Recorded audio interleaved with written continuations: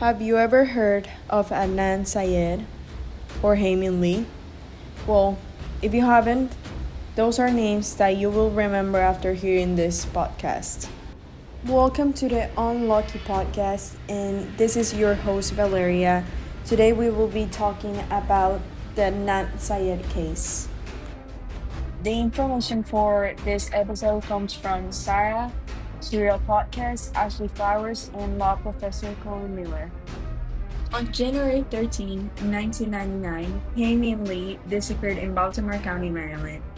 She was supposed to pick up her cousin after school, but she didn't show, which really concerned her parents because she was a good student and responsible. On February 9th of the same year, she was found dead in Lincoln Park, Baltimore. The cause of death is strangulation, and it's said by the main witness that it happened on the Best Buy parking lot, but there has been contradictions with that statement. Adnan Syed is the main suspect, and here's why I don't think Adnan is guilty. I believe that Adnan is innocent because there is no physical evidence, and there is enough proof to make me believe that Adnan didn't kill Hay. There's 3 pieces of evidence that back up my claim of Adnan not being guilty.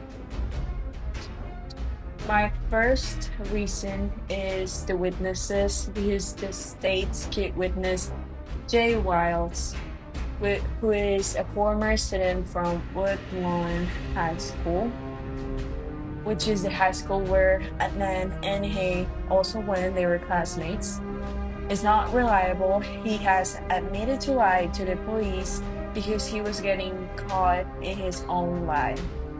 So why should we trust in his word? Why should we believe in whatever he has to say if he's not being truthful? He changed his story at least 4 times and none of them quite match up. And the other witnesses are hearsay from Jay.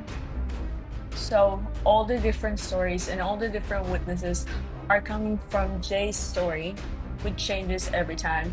So it's not a reliable story, and we should have more proof than only his testimony. The second one is the cell phone tower. The cell phone tower in Jay's confession is what convicted Adnan.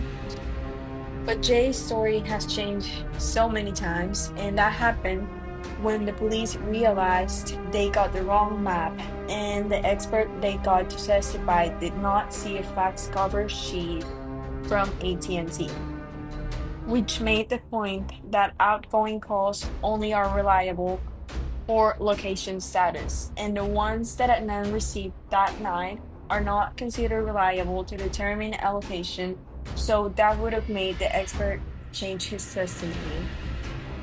My third reason is no physical evidence. There is no physical evidence at all linking him to the crime scene.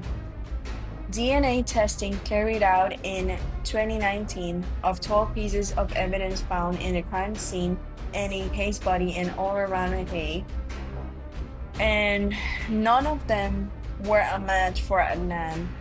But there is a match for some unknown person in 2 hairs recovered from Hay that are not hairs of either Hay or Adnan. So that leads me to believe that Adnan wasn't in the crime scene and didn't kill Hay. Adnan Syed is released now since 2022. He still has the charges, but he's released and he's free. So that is why I like to believe that Adnan is innocent, because it brings me peace that we don't have another murderer in our streets. Thank you for joining me today on Not Lucky.